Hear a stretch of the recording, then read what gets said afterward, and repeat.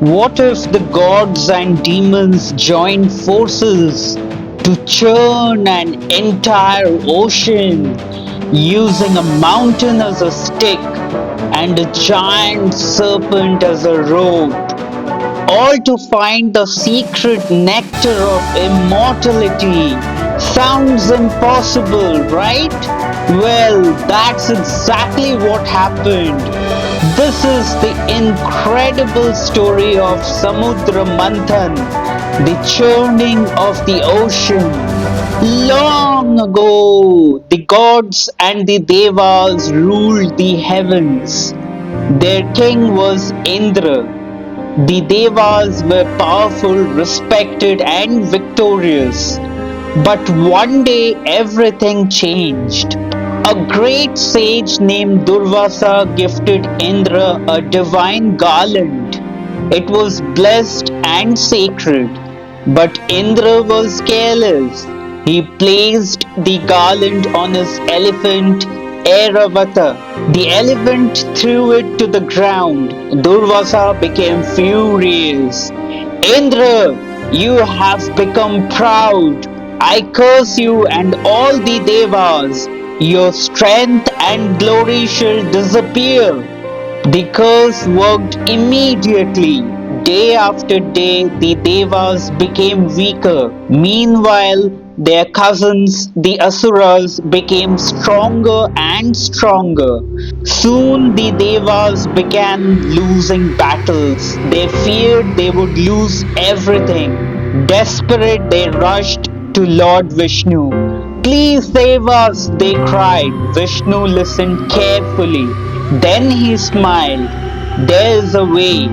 Deep inside the ocean of milk lies a divine nectar called Amrit. Whoever drinks it becomes powerful and immortal. But to obtain it, you must churn the entire ocean. The Devas were shocked. An entire ocean? How can we do that? Vishnu replied, you cannot do it alone. You must work together with the Asuras. The Devas reluctantly approached the Asuras. We have a proposal. Let's churn the ocean together. We will share the nectar. The Asuras loved the idea. After all, they wanted immortality too. And so, for the first time, gods and demons worked together.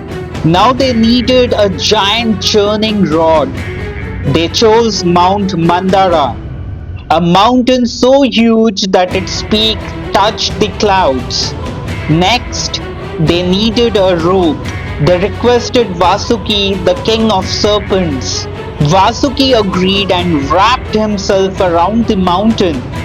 The Devas held one end, the Asuras held the other. Everything was ready. Pull! Shouted the Devas. Pull harder! Shouted the Asuras. The great churning began. The mountain moved back and forth. The ocean roared.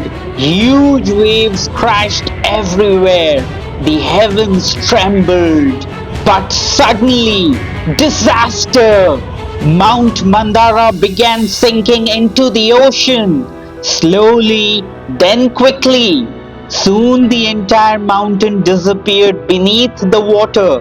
Everyone panicked. What do we do now? Lord Vishnu immediately took the form of a gigantic tortoise named Kurma. He dived deep beneath the ocean. The mountain settled safely on his enormous shell. Now the churning could continue. The Devas pulled. The Asuras pulled. The ocean churned once more.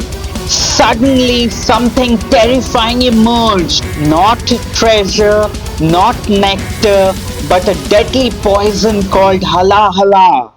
The poison spread through the air, the rivers, the oceans, the skies. Everything it touched began to die. The entire universe was in danger. The Devas and Asuras ran to Lord Shiva. Please help us!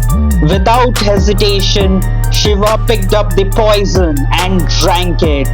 Everyone gasped, but Shiva did not swallow the poison. He held it in his throat. The poison turned his throat blue, and from that day onward, Shiva became known as Neelkantha, the blue-throated one. The universe was saved. The churning continued, and now wonderful treasures began emerging from the ocean, one after another. The wish fulfilling cow, Kamdhenu, the celestial horse, Uchchayasashravas, the magnificent elephant, Airavata, the wish fulfilling Kalpavriksha tree, precious jewels, celestial dancers, the radiant moon. Then something extraordinary happened. From the ocean emerged Goddess Lakshmi, the goddess of wealth, prosperity, and good fortune. The entire universe became brighter. The Devas and Asuras stood in awe. Lakshmi smiled and chose Lord Vishnu as her eternal companion. The churning continued. Everyone waited for the Amrit. Would it ever appear? Finally, a brilliant figure rose from the ocean. It was Dhanvantari, the divine physician, and in his hands was a golden pot, the pot of Amrit, the nectar of immortality. The moment the Asuras saw it, they grabbed the pot. We got it first, they shouted. The Devas were devastated. Everything seemed lost. But Lord Vishnu had another plan. He transformed into a beautiful woman named Mohini. When the Asuras saw her, they were completely mesmerized. Mohini smiled sweetly. Why are you fighting? Let me distribute the nectar fairly. The Asuras immediately agreed. Big mistake. Mohini seated everyone in neat rows.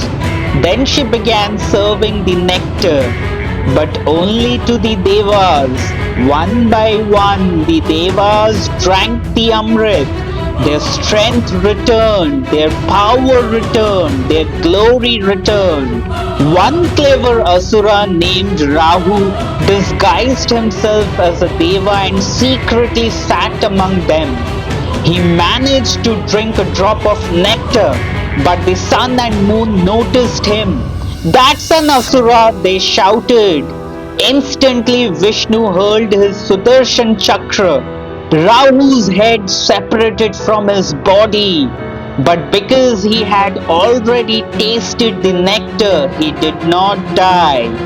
His head became Rahu, his body became Ketu, and according to legend, Rahu still chases the sun and the moon, causing eclipses.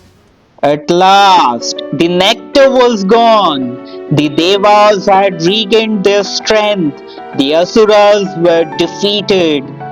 Peace returned to the heavens, and balance was restored to the universe. So, little souls, great rewards come only after great effort. Before we find success, we often face challenges and difficulties. Just as poison appeared before the nectar, life's challenges often come before our greatest blessings. And remember, little souls, keep churning, keep trying, and never give up because your greatest treasure may be waiting just around the corner.